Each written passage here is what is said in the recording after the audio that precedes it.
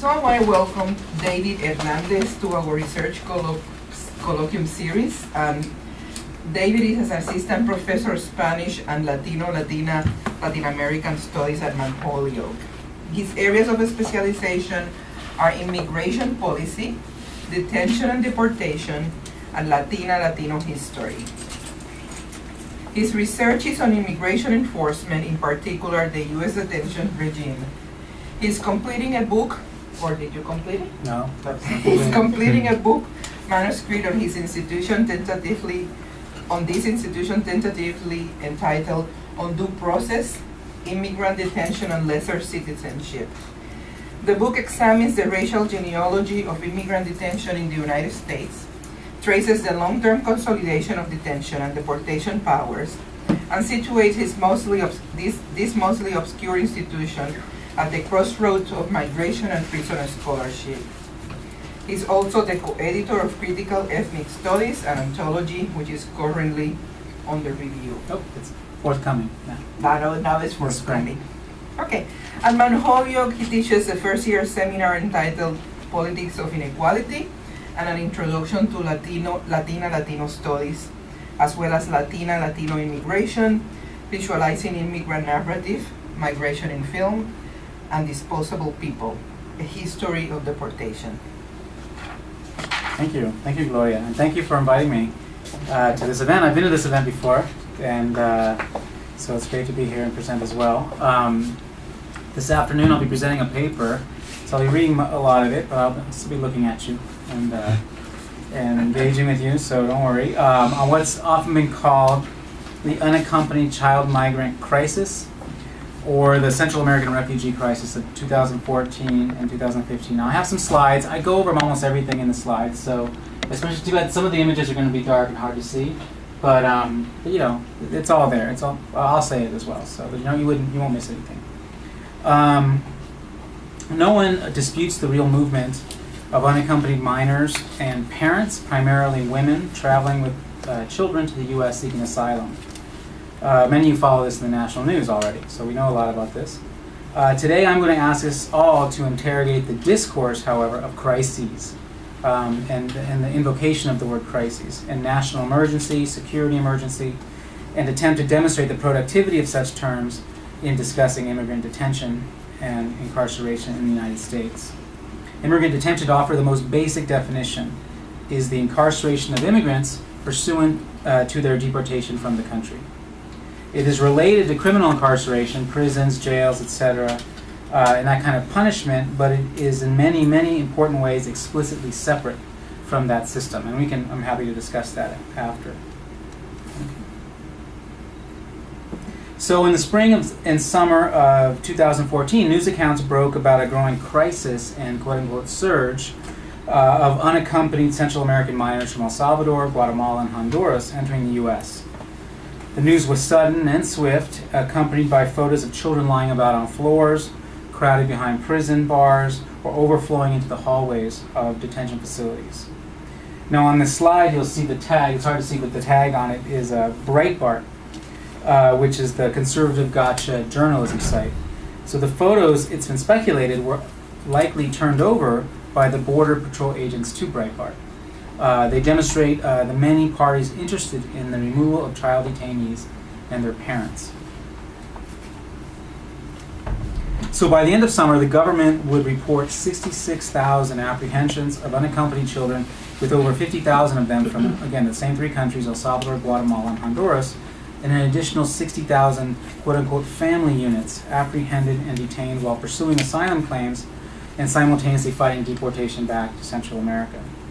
Now these family units were often defined as women and children, and they're the topic of today's discussion.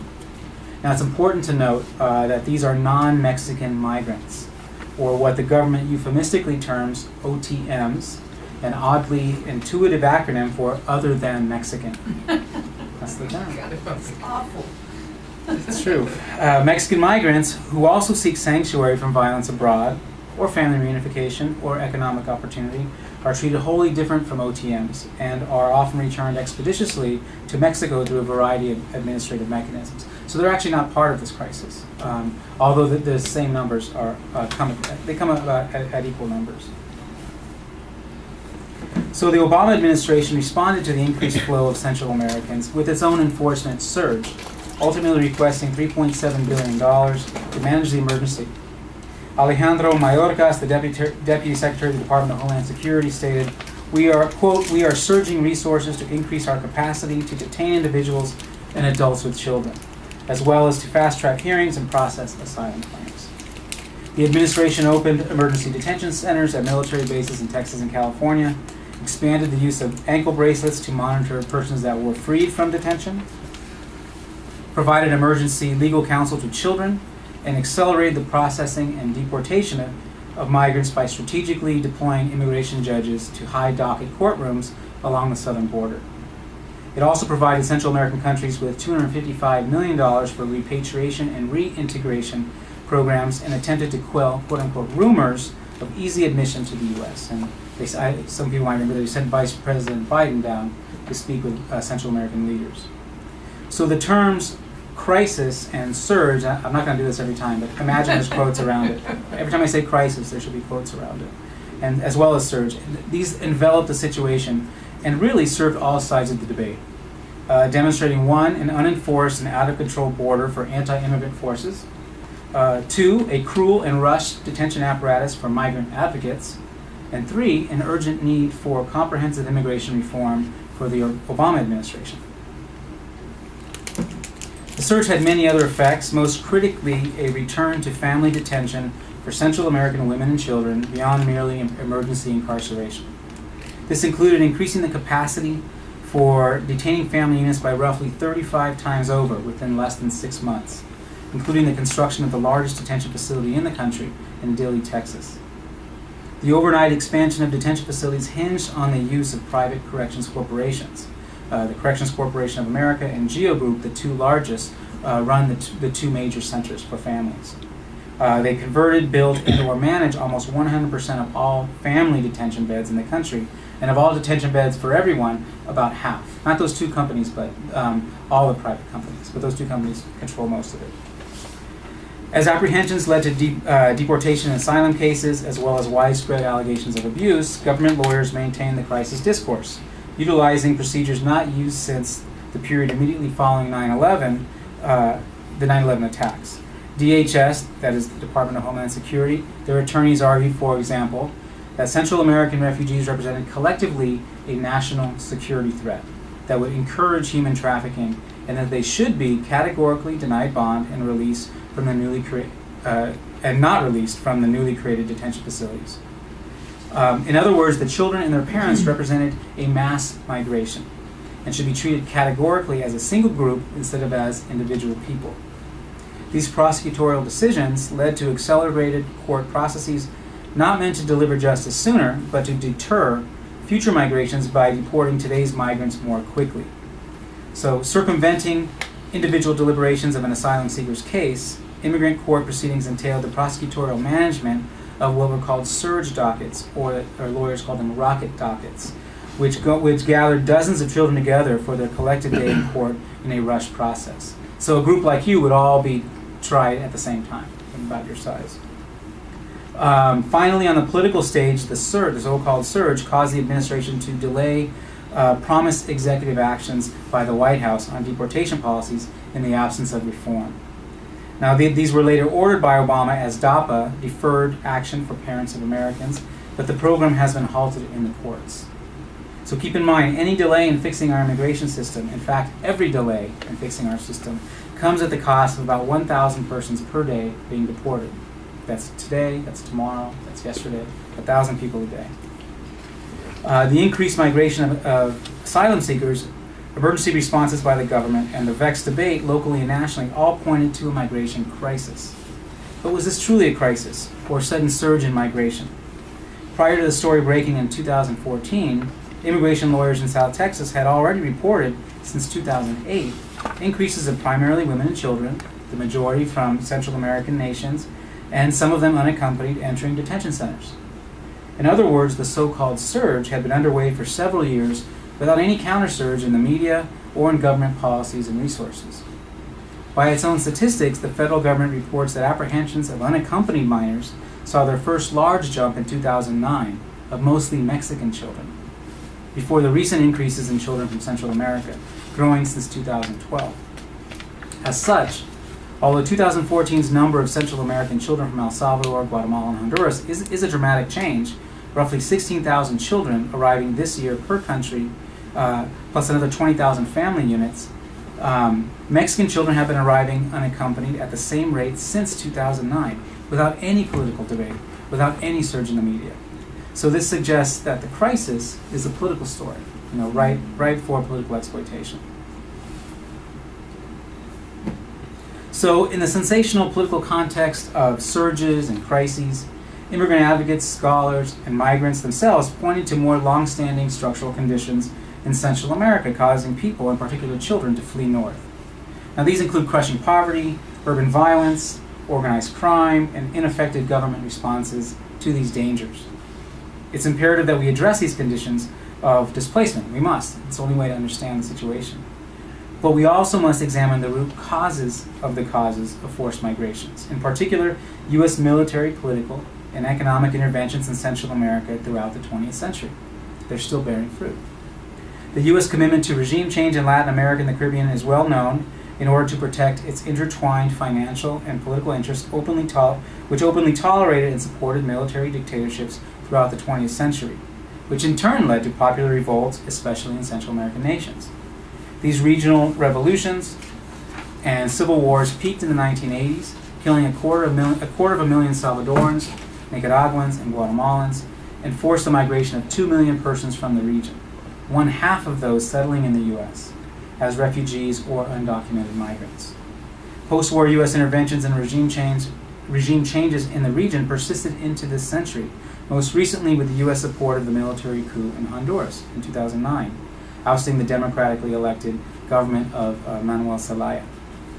Other examples of U.S. intervention consist of neoliberal economic arrangements and free trade efforts, U.S. deportations to Central America, which can be highly disruptive, U.S.-led anti-drug and anti-crime global initiatives, and finally, long-term family separation caused by migrations related to all of the forces I just mentioned.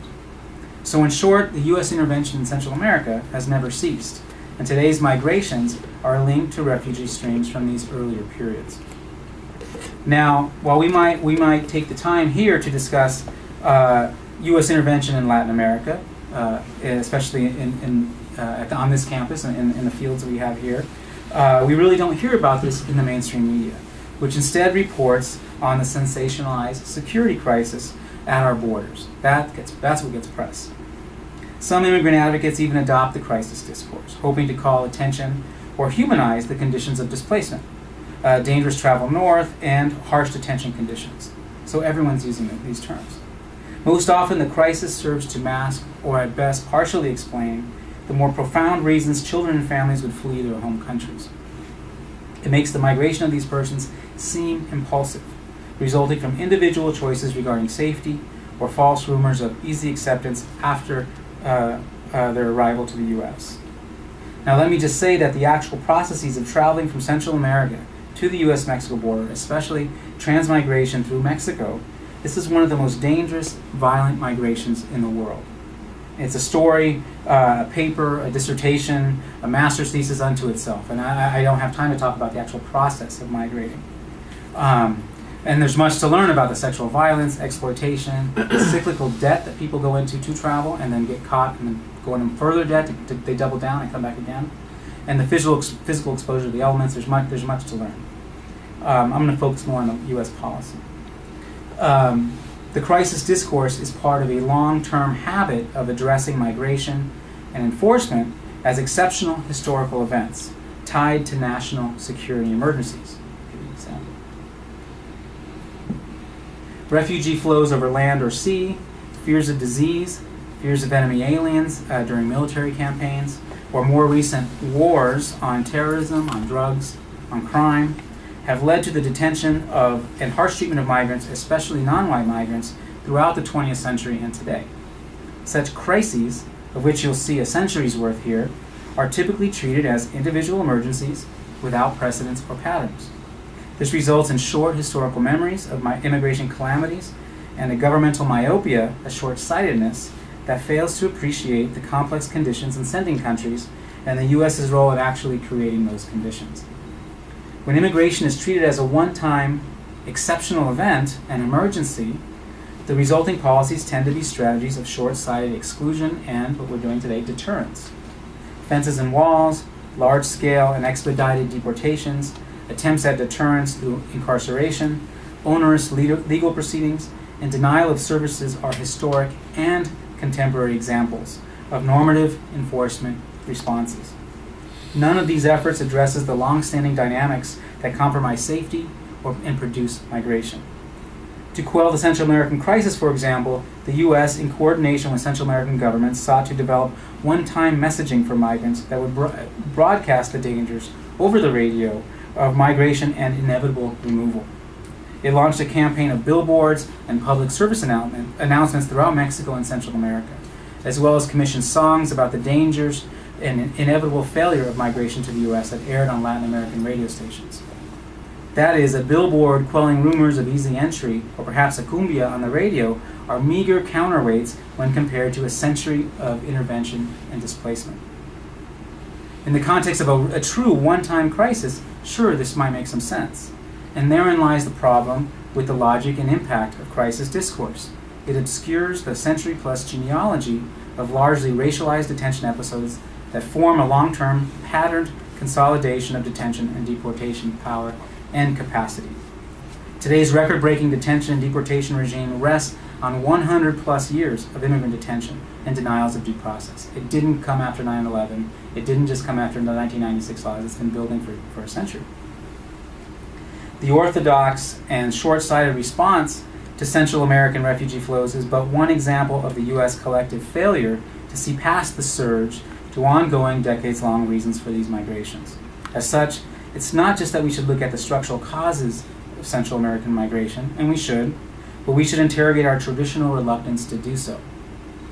A broad parallel to this denial would be the widespread invocation of the U.S. as the hospitable nation of immigrants, which results in the obfuscation of the nation's traditional hostilities directed towards migrants, in particular non-white migrants in this country. Indeed, whereas the U.S. has traditionally incorporated millions of migrants into the nation, it also has ensured their marginality through a social and legal reception that produces a lesser form of citizenship and belonging. The discourse of crisis or national hospitality toward newcomers together obscure this patterned history of migrant marginalization. And let me add that in my own work on immigrant detention, I explore the concept of obscurity in different ways, looking at both the historiographic obscurity, which I'm suggesting here, but also bureaucratic obscurity, legal obscurity in terms of where they fit in the legal system, and spatial obscurity, just the actual placement of detention centers throughout the country, in very isolated places, away from cities and towns, in rural areas, away from lawyers and family members. So this slide represents contemporary detention capacity, and I want to point out a few significant statistics here. So the peak of detention happened in 2012. Actually, there's been a decline this year, so by about 40%, and so that's different. But who's getting deported? So very important, legal permanent residents get deported, people with green cards. It's not just undocumented migrants and asylum seekers.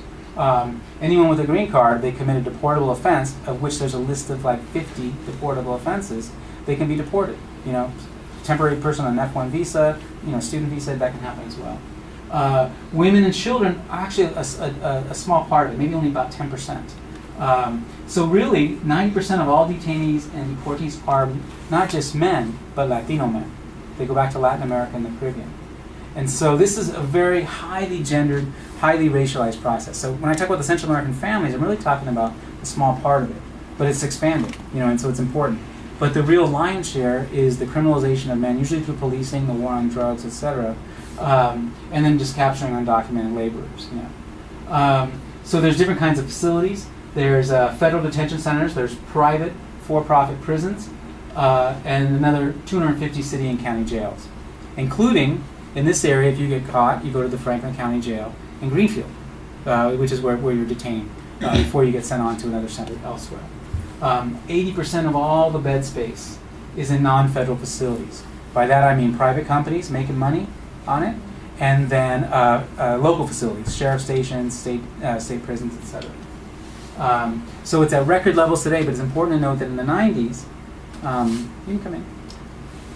In the 1990s, it tripled already. So it was already massively expanding, even before 9/11. And so a lot of people attribute 9/11, but it was growing before that. So there is a gender and racial dynamic here, as I said. The detention and deportation is dominated by male detainees and deportees. Women usually represent less than 10% of detainees nationally, and children around 5% in a normal year. There was a blip last year. Men, in particular Latinos, represent the lion's share. So this is a very highly racialized process. And this is a result of racialized and gendered criminalization and policing procedures that lead to the apprehension of primarily male non-citizens, usually Latinos. Let me give you another example. So again, 90% of all apprehensions, detentions, and deportations are to Latin America. And you're not going to see this photo very well, unfortunately. But this is actually a picture. It's too bad you can't see it. It's a picture from... Does it help if we turn the lights on? Am I? Just for a second. You can see it a little. This is a picture that I took. It's from the Border Patrol Museum. The Border Patrol has its own museum in El Paso. And they had a little glass case. I just took this with my camera. And there was a little toy bus, like a deportation bus. And they used the little figurines, homies, that you can get like at a truck stop to represent the Latinos.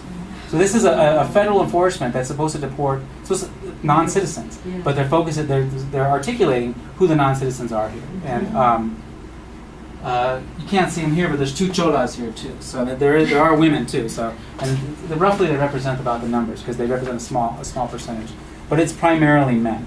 You can turn it on. Sorry, but it's I like to show that just for my class. So as a result of the gendered profile of the undesirable migrant, detention facilities are essentially designed for male detainees. Persons that do not fit this normative model, such as women and children, transgender migrants, or other marginalized populations, are forced to fit within a system built for heterosexual men, but also built for persons in the criminal justice systems, that is, criminally convicted or accused. So detention is an administrative process, but they're placed in criminal facilities. Migrants are detained for administrative reasons only, which is why their incarceration comes with a different, lesser set of rights than prisoners. Even the new Dilley facility, being constructed to be the largest facility in the country, which it's completed now, is a converted man camp for oil field laborers. So what happens is if you're not part of that population, there's less services for you. There's not the kind of medical care that your body would need.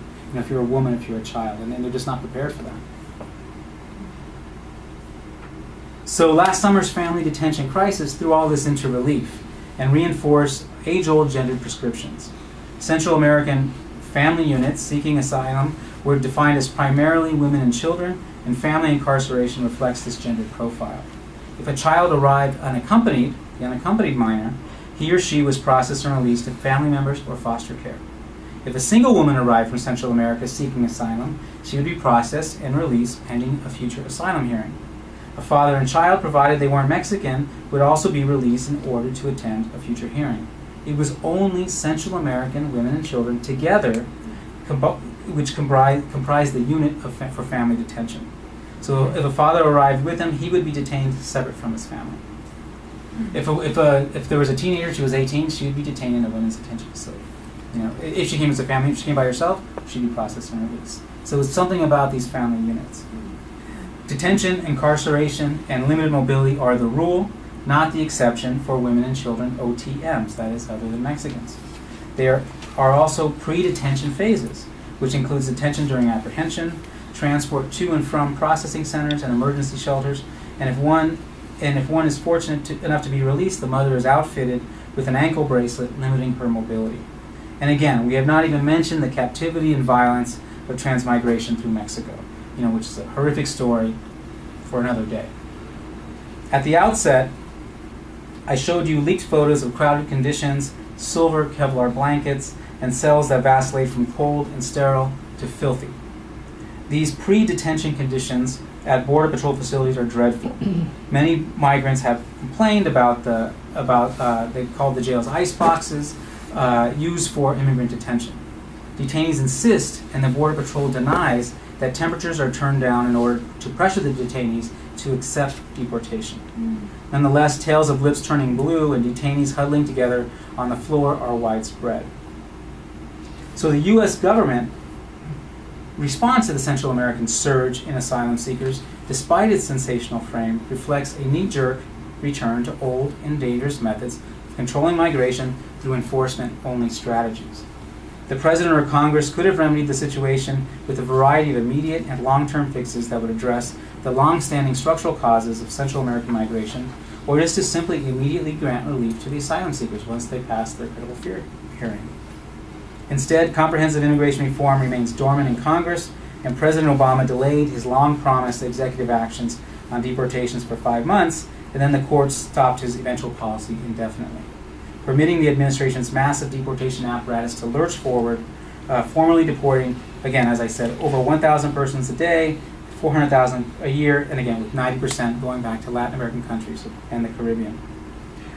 Without addressing the long-term causes of displacement in Central America, the Obama administration is attempting to deter migration through detention and deportation. In other words, today's asylum seekers, having transmigrated at extreme risk and abuse through all of Mexico, are detained to prevent tomorrow's migration.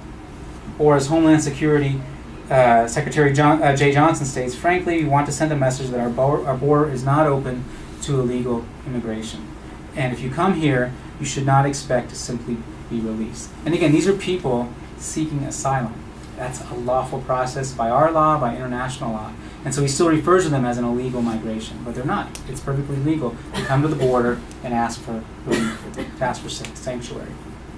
Johnson effectively has made a categorical judgment on unknown asylum claims. And when I talk about deterrence, there's really 3 kinds of deterrence happening through detention. 1 is deterring new migrations, what the government is articulating it's doing. 2 is deterring the reentry of formerly and formally deported persons. So if a person's been formally deported, if they reenter, then they face federal criminal charges if they're caught. So it's also, that's why we process them by, in the past they would just catch them and return them. Now if we formally deport them, it raises the stakes for their return. And so that's part of the deterrence. And 3rd is just incarceration is just meant to coerce migrants to give up on their asylum claims. And so there's 3 kinds there. So by the end of 2014, the administration moved forward with building its capacity for family detention. Whereas the government pulled back from emergency centers, they began constructing or refashioning prisons to hold women with children on a more permanent basis. So prior to the rise of Central American migrant families in 2014 coming to the U.S., the government had only 1 detention center for families, an 84-bed facility in Berks County, Pennsylvania. It added 1,100 beds last summer with a public facility in Artesia, New Mexico, and a privately run for-profit facility in Karnes County, Texas. In 2014, DHS constructed another 2,400 family detention beds at its facility in Texas, altogether increasing family detention capacity, again, by 35 times. Memories of family detention in Texas are very short. It was only 6 years ago when President Obama ended his predecessor's failed Texas experiment with for-profit family detention, when the Obama administration ended the T-Don Hutto residential centers used as a family detention prison after protests and lawsuits regarding the abusive conditions, especially for children, during the 3-year life of the former prison. So Bush, in his own form of reform, used family detention as an answer to separating people. So they would say, well, we're keeping people together, so that's good. Except they were keeping them together in a jail, and children were wearing prison garb and all that stuff. At T-Don Hutto. The Hutto facility was not shuttered, but it was converted into a women's immigrant detention facility. So it didn't go away. It just holds women only, adult women now. Reflecting Obama's simultaneously symbolic reform of detention, but also his administration's continued use and expansion of privatized immigrant detention. So the Corrections Corporation of America, which also runs the new Dilley facility, the big one, the 2,400-bed one, remains the for-profit contractor of detention services despite allegations of sexual abuse at Hutto when it was a family detention center, but also after, now that it's a women's center. So there's been allegations at both facilities. So it's the same company is running it. The new facilities commissioned in 2014 quickly devolved into abuse allegations and led to a repetition of old mistakes by the same government and corporate managers at the helm of public fiascos less than a decade ago. At the Artesia Family Residential Center in New Mexico, several advocacy groups sued the government for its accelerated legal processes and infringements on due procedural rights. Charges included unsanitary condition, restrictions on communications with attorneys, and coercing migrants to relinquish their rights and protections. The suit also seeks return of 300 women and children who did not get their day in court because the credible fear standard to gain asylum, to gain a court hearing, had been elevated arbitrarily just for these family units. So again, treating them in blanket ways but not individually. At the Karnes County Residential Center in Texas, the DHS instituted a no bond or high bond rule for migrants regardless of their considerable merits for release. Again, special rules for special populations. Although bond decisions are supposed to be individualized, these were wholesale policies and legal practices. DHS instituted one-size-fits-all government affidavits opposing bond for all persons considered part of a mass migration. So they had a pre-printed affidavit that if you asked for bond, they just gave it to the judge. Didn't have your name on it or anything. It was already done. It was already laid out for it. The argument was already made. Opened a year ago, or over a year ago, about a year ago in August 2014, with 500 beds, and then expanded to 1,100 beds. The Karnes facility is a for-profit prison run by the GEO Group Corrections Corporation. Karnes and the GEO Group have already been sued for sexual abuse, extortion, and harassment of Central American women and families detained there. According to the complaint, guards trade small privileges for sex, call female detainees novias or girlfriends, and fondle women in front of their children and other detainees. The presence of children elevates these abuses.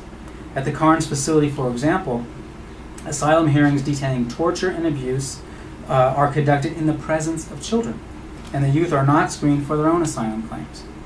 Similarly, the GEO Group is not fully licensed under Texas Child Welfare Oversight agencies. These failures exactly mirror the documented abuses at the Hutto facility just 6 years earlier, which is why it was closed down. So the return to family detention on a massive scale is woefully inadequate and dangerous. Many advocates have mentioned the Hutto experiment with family detention ended 6 years ago. But family detention dates back to Japanese internment in World War II, and in the decade prior at for-profit facilities like something I studied. It's called the Valente Detention Home in Corpus Christi, Texas, where many of the exact same complaints and allegations of abuse occurred just as they do today. Since the late 19th century, the federal government has persistently used private and non-federal hotels, hospitals, steamships, storage sheds, tomato warehouses, pest houses, boxcars, and other ad hoc facilities to detain migrants. These surrogate arrangements ensure a robust flexibility in immigration enforcement. You can grow the system quickly. Much like federal detention centers, whose facilities are equally perilous and deadly, local and private jailers are empowered by the federal government to exert enormous authority over immigrants' lives. Today, for example, it is prison guards that witness the milestones in a child's life. Where one half of those children today are under 6 years old in detention. Finally, let's not forget that prior to the media frenzy about women and children in detention, the U.S. had already been operating a harsh, arbitrary, and stunningly efficient deportation system. And efficiency here is measured in the true surge of detention and deportation. Both processes ensnaring over 400,000 persons per year during almost the entirety of the Obama administration. One last slide. So since 2014, there have been several important developments. The crisis has produced a major New York Times Magazine spread on family detention and a follow-up article. Dozens of high-ranking religious leaders from around the U.S. and from multiple faiths have visited the centers and publicly condemned family detention. The ACLU filed a suit against the government's strategy of deterrence through detention in February and won. A federal district court judge, James Boasberg, ordered a temporary injunction against the detention of Central American migrants for the sole purpose of deterring future migrations. So that blanket argument had to go away. Calling blanket one-size-fits-all determinations likely and lawful, Central American detainees are now receiving individual determinations for bond and release. Judge Boasberg wrote, quote, "The incantation of the magic words national security without further substantiation is simply not enough to justify significant deprivations of liberty." DHS responded to this by making an end run. So they did not lead to massive release from family detention, but massive increase in bond to get out of detention. So people have to pay upwards to $7,500, sometimes $15,000 to be released from a detention facility after transmigrating through Mexico, as if they have that kind of money. So at the end of 2014, the government closed the Artesia facility. It was at the Border Patrol Training Center, and transferred all the people to Karnes County, Texas. With the Berks facility, Karnes, and Dilley prison, the big one, family detention is almost entirely a for-profit operation. Last spring, mothers and children staged 2 hunger strikes. One of them and they pop up here and there. Some of them are ongoing today. They come and go. Among the complaints are again unsanitary food and water, abuse by guards, and coerced labor for $3 a day, the same cost of a bottle of water. So if you want to get a bottled water for your child, you have to work all day for 1 bottle. Outside of detention, it's unlawful for the women to work, but inside for-profit detention centers, exploitative wages subsidize their own incarceration and line the pockets of prison corporations. So what I've been arguing here is that framing the migration of families from Central America as a sudden, surging crisis facilitates the return to old policies that do not work and cause significant harm. In this framework, emergency shelters, the detention of families and children, expedited legal processes, all hallmarks of earlier crises, appear as exceptional yet rational responses. However, the punishment of migrants seeking relief from dangerous conditions in their home countries, as individuals, as families, as children, is a long-standing practice whose material infrastructure and legal authorities are products of earlier so-called surges. They indicate an accumulation and consolidation of power over non-citizens and reflect what historian John Hyam calls the distinctively American spirit of nativism. Thank you.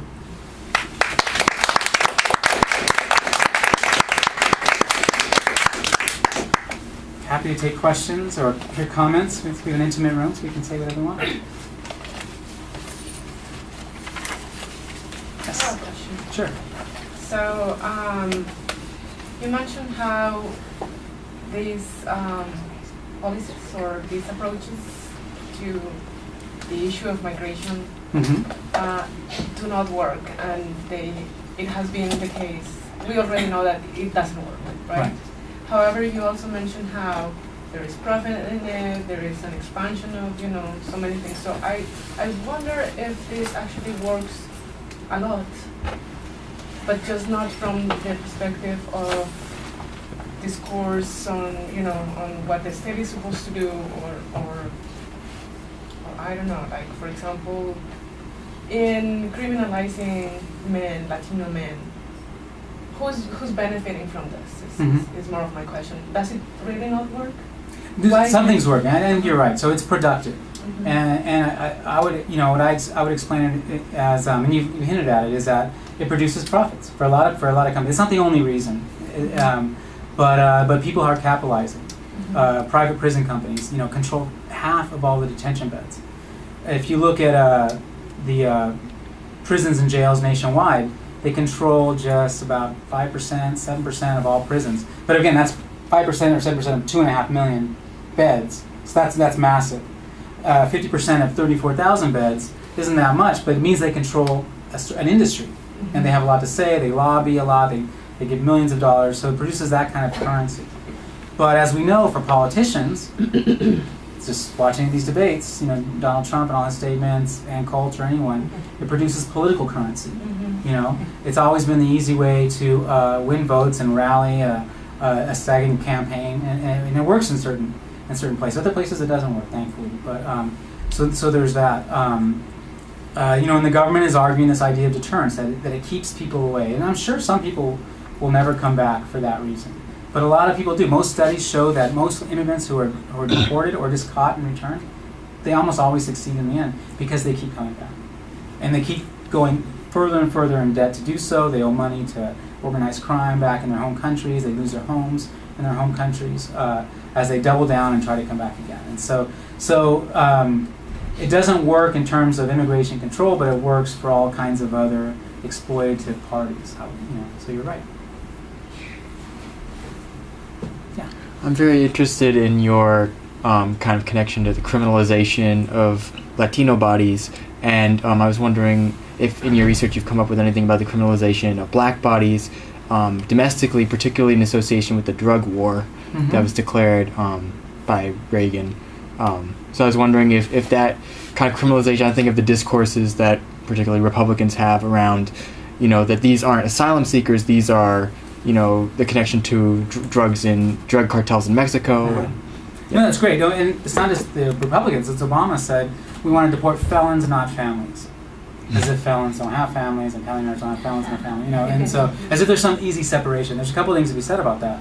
Is that if you were to ask the Obama administration, well, who are you deporting? He's going to say, we're deporting the worst of the worst. We have these criminal priorities, and that's who we're getting rid of.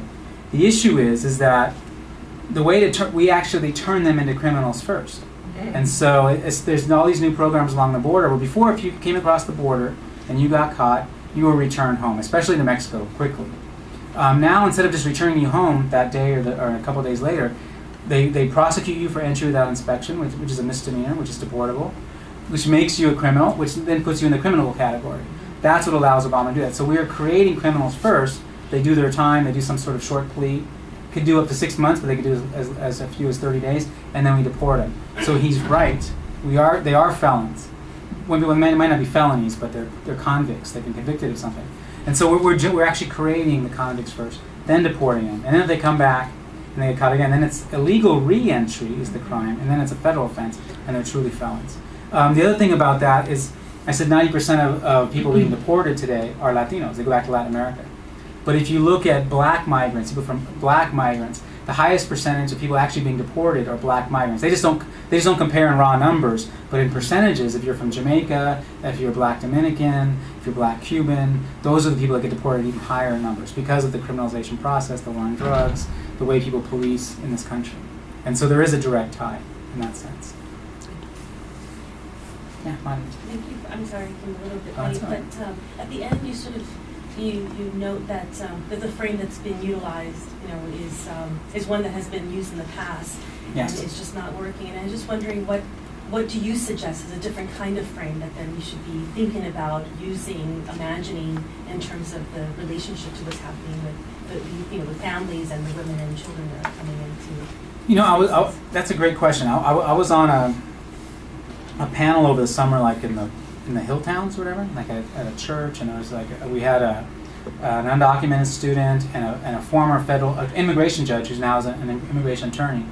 He said something very interesting. He just said, like, the way I look at, when I was a judge, he goes, I just think anyone who comes here is coming for cause. Some people come to go to Disneyland or to there's family reunification, but that's still cause, and there's a reason people come. And so, but we don't look to the reason. We see the border, and all of a sudden we see people, but we never look beyond it and see the larger context. And I think the discourse of crisis and national emergency blinds us from that larger context. The other thing is that, especially for people seeking asylum, if we treat them as a mass migration, as an unlawful migration, as they're articulated, then you're going to build up all these seeking asylum. As soon as you go into start seeking asylum, you're also put in deportation proceedings simultaneously. So that's just our attitude. But if we looked at this as a legal process and saw them as, it just changes the whole viewpoint of what they're trying to do. We could provide them lawyer. You might say, oh, well, let's hear them out. And then if they don't win, they don't win. But if they had a lawyer and if they were outside of jail, they might have a better chance. And so just by treating them not as criminals first, you could learn a lot more about any flow into the country. And so, but we don't allow ourselves, and that's just a basic change. That's not even saying they should all come. That's not saying open borders. That's just saying hear these people out and consider their full story. But we don't do that. It's very adversarial from the very beginning, And again, removal and seeking entry are merged in the same process, And so that's part of the problem.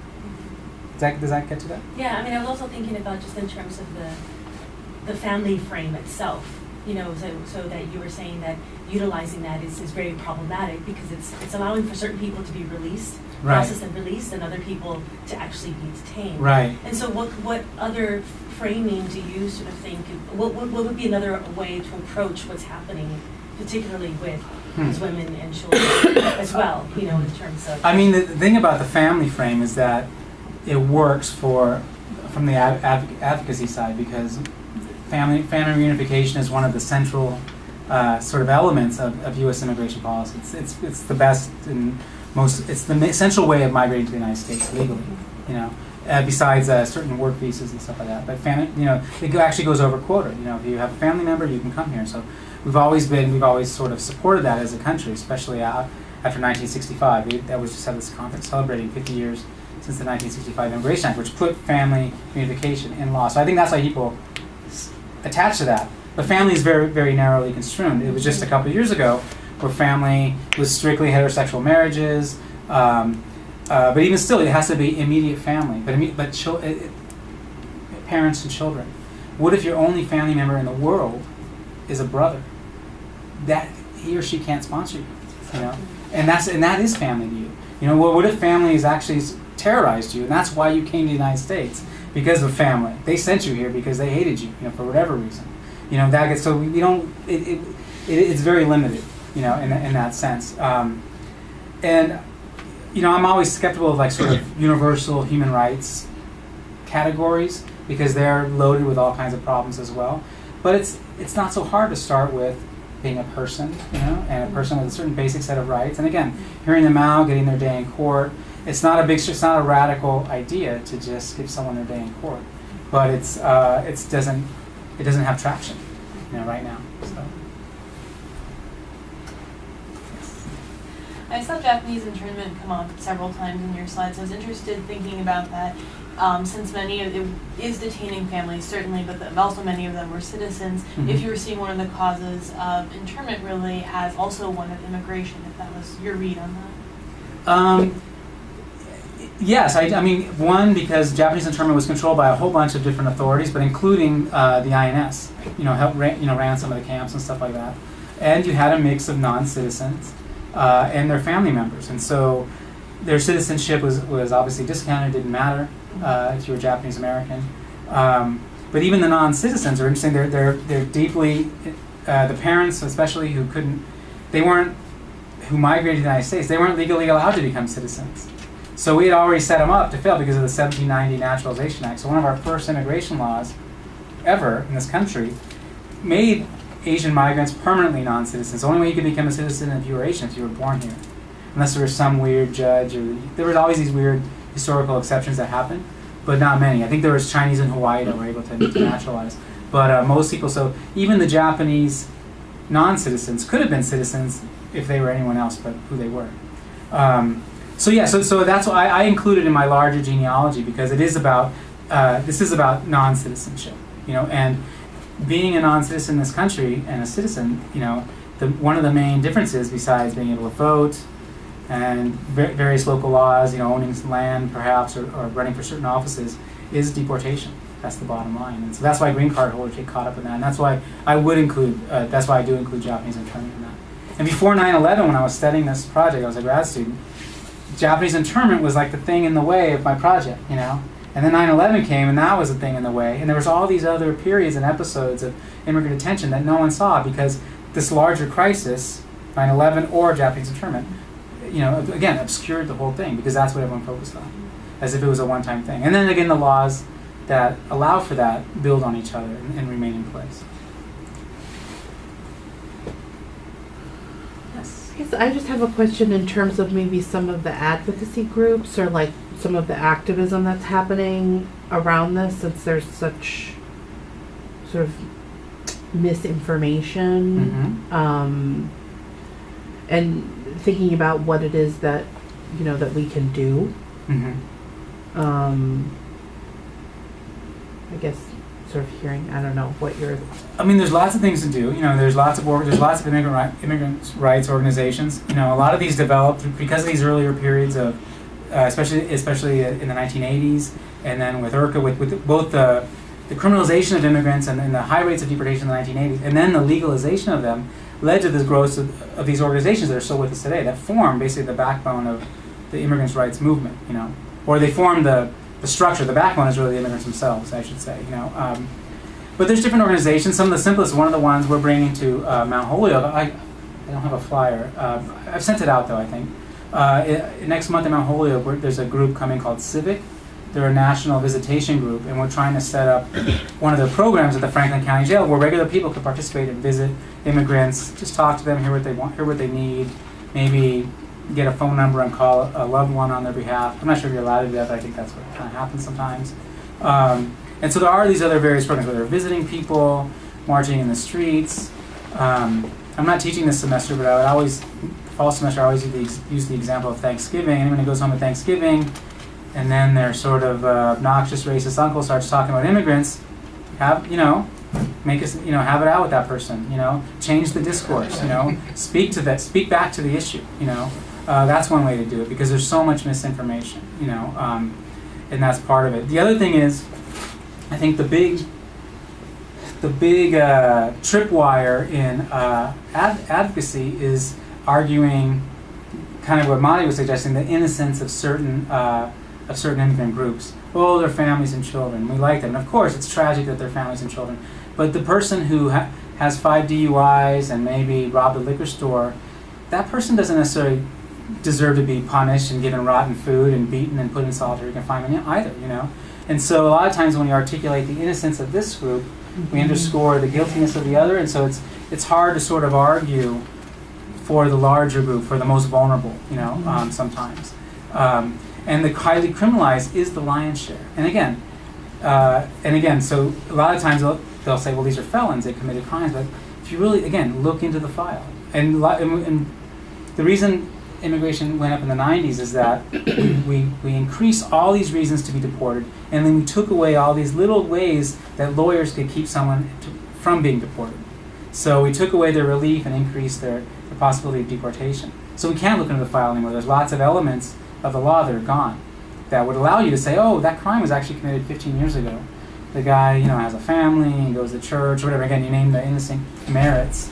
But we're not allowed to do that anymore, because if it's drugs or whatever, it doesn't matter when you did it. 20 years ago, you're deportable.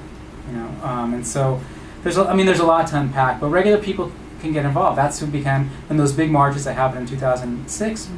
That was just regular people. No one even knew it was happening, except for the people themselves. The next thing you know, there are 500,000 people in the streets. So. I have 3 more questions. Sure. Whoa, okay. Sure. Closer to the topic that I do research on, and I am focusing on actually the context of migration in transit through Mexico. Oh boy. So this really speaks to what I'm interested in. So I have 3 questions. You say that this idea of crisis is not very useful, and I get the point that there are many continuities, that there are many processes, larger processes that we should look at. But I wonder if you see anything new in this, not necessarily in this crisis of 2014, but in this time, in the way the migrant question is figuring or registering in the present.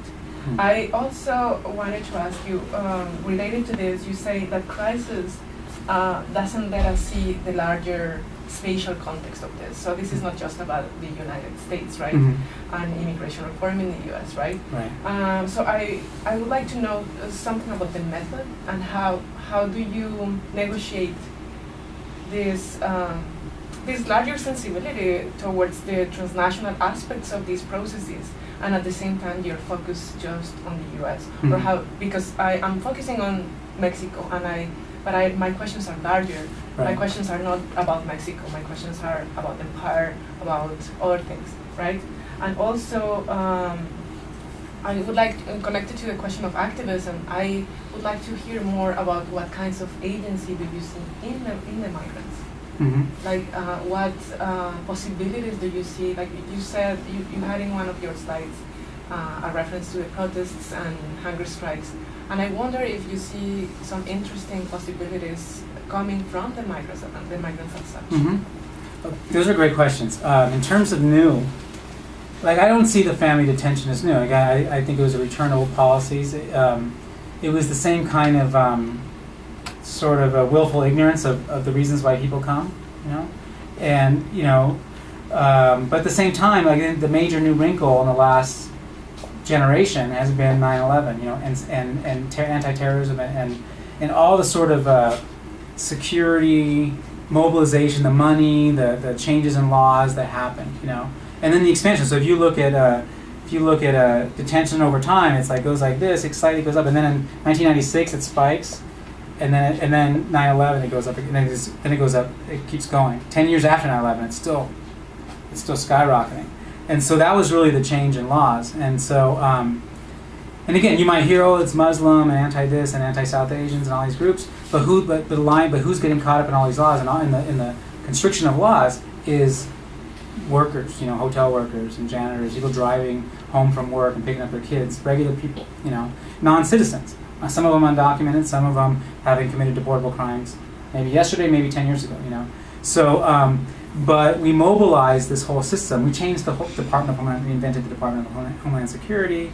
So there's this giant mobilization. So that's the new wrinkle. And again, there were crises before, health crises, world wars, various refugee crises, the Cold War, and we went after labor leaders from foreign countries, all these other things happened. People fear disease. People fear all these diseases in the 19th century, and anti-Chinese exclusion, which developed the legal infrastructure for what we have today, which makes immigrants, different from citizens in the law, in terms of deportation law. But that used to be the big thing that everyone was afraid of. And then you think, oh, so you can't just period, but then health comes back every once in a while. HIV used to be a reason to be not necessarily deported, but not let in the country. And when you're seeking asylum, it's kind of like you're not in the. You might even be in the country seeking asylum, but they're deporting you at the same. So it's like you're here, but you're not here. So you're being deported in many ways, even though you're considered having been excluded the whole time. But these things come back over and over again. SARS in the 90s. So diseases always come back here and there. What was the African thing just last year, right? Ebola. And people wanted to change laws right away. Don't let anyone come Ebola. from these countries. Yeah, and so a lot of the same stories come back all the time. And now family migration is coming back, and the particularity of women and children right now. In terms of, so that was the new. The second one was The agency and the method. The method. International. Oh yeah, so obviously there's a global crisis, and so and look at the Syrian crisis, and I mean people say, well, how many displaced people are in the world? Like tens of millions, right? Of people are displaced right now.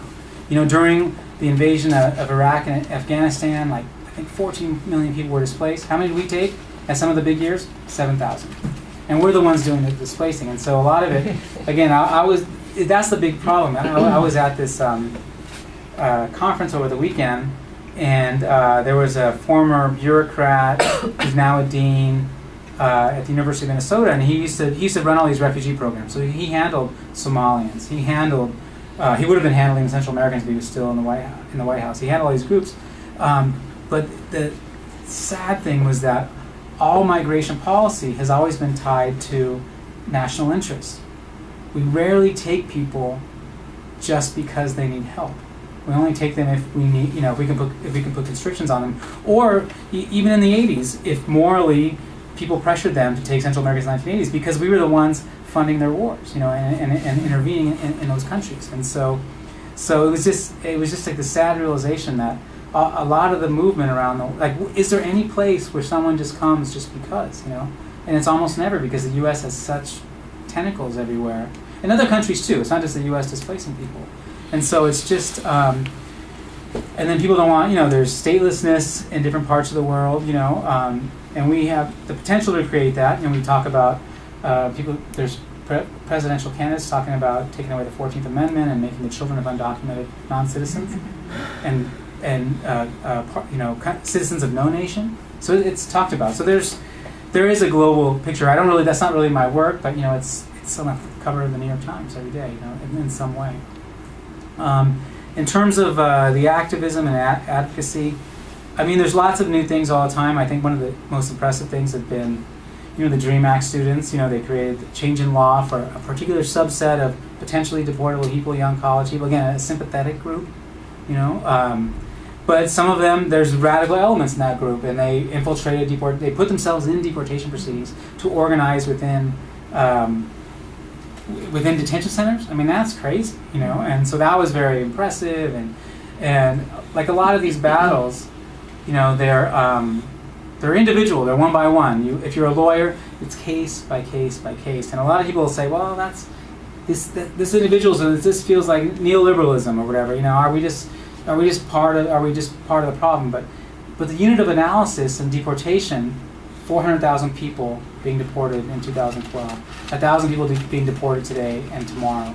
The unit though is a person, and so it's different. So case by case is important, you know, and I wouldn't write that off, you know. So that kind of advocacy and helping one person, it's a human being. It's not just a widget, you know, and so there's all kinds of. There's, you know, and they file class action suits, and they know the lawyers know what they're doing. They're trying to make bigger changes. The problem is that there's this concept called procedural surrogates, because one of the few rights that non-citizens have in deportation proceedings is a little bit of due process, not robust due process that you would have if you were in the criminal courts, but a little bit of due process. So lawyers and advocates try to create rights where there are no rights. So if you have a right to I don't know what you'd have, a translator.